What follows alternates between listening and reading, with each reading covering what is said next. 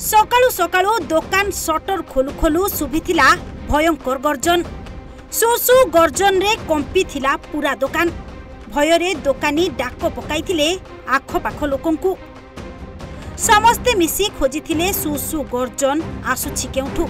आउ भीतरकु जाई जहा देखिले नोममूल टांकुरी उठिला। लांजरे ठिया हेई राशन जिनिस भीतरु गर्जन करुथिला भयंकर विराट काय नागसाप। केतेबेले जीभ बाहर करी गोड़े आसुथिला तो केतेबेले लांजरे ठिया हेई फुत्कार करुथिला। बहु चेष्टा परे भी बाहरकु बाहरिबा बदलरे भीतरे भीतरे बुलुथिला नागटी।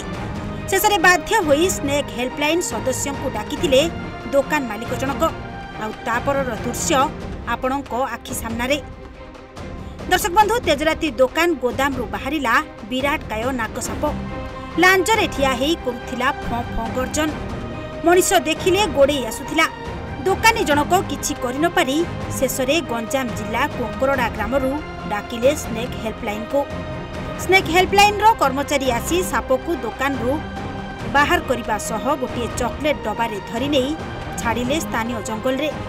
तेबे नाग सापकु देखिबाकु दोकान आगरे लोकंकर प्रबल भिड़ देखिबाकु मिलितिला। गजपतिरो अश्विन कुमार पात्रଙ୍କ रिपोर्ट, ओडिशा भास्कर।